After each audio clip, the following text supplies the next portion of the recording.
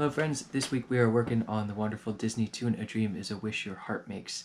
There's not actually too much to this. It's a fairly simple chord progression that can really be boiled down to close to 4 chords when it comes down to it. But I want to talk about a few harmonic devices in here, as well as walk you through the intro that I use in the video for this. It's just a nice little campanella style reiteration of the last few bars of the tune. So let's start out with that, and then we'll talk about some little idiosyncrasies in the tune in a moment. So this little intro thing, we're just echoing the melody right here. So we're going to start on a D on the 2nd fret of our C string, and then an open E. And we're going to slide this 2nd finger up to the 5th fret for an F on our C string. So we're just walking up diatonically, up a scale, but we're doing it in a manner so that we can utilize all these strings and keep it ringing. And then we're going to play a B flat, which will play under the 6th fret of our E string. We could also play this down here or down here, but we're already in this position. This is the closest, so why would we make ourselves go far away? And then we have open G, open A. So we end up at that point with this nice chord ringing out.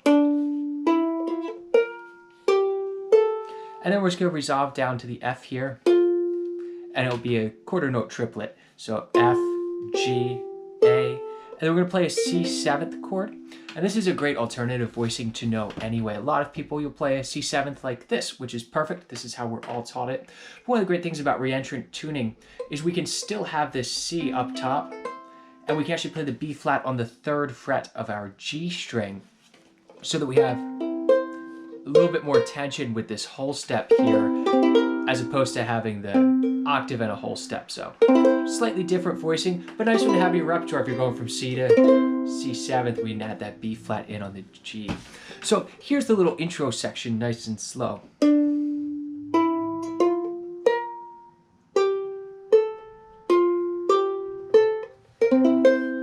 Let me just ring out on that, and then we're into the tune. You'll see we're starting out on a normal F major chord.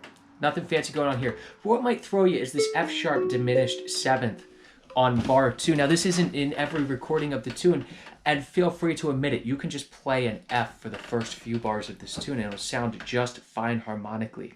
If you think about it, an F sharp diminished 7th is really the same thing as an F major 7th, which would be pretty much what we're sitting on, just our F triad with an added E in there, but with an F sharp in the bass. So harmonically they can function very much the same, but this extra bass note moving up a half step just gives us a little bit of motion. Do do dee, do dee dee. But you can do it just the F. Do do do dee, do dee dee. So it just gives you a little bit more harmonic motion while really playing the same chords with just that slight movement.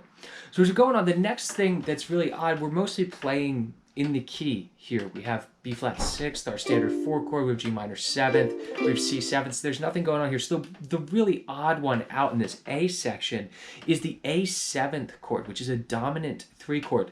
And if we go back to our scale studies, we know that our 3rd scale degree is generally a minor 7th chord if it's going to be a 7th chord. So we're playing this. Everything's the same except we have this raised 3rd, we have a C sharp, which we wouldn't generally see in the key of F, but this works. And we want to talk about why this works, as we've been talking about such things as secondary dominance in the past few weeks and the tonic-dominant relationship. This A7th leads if we see where we're ending up, because remember, it's always important to see where we're going and where we're coming from.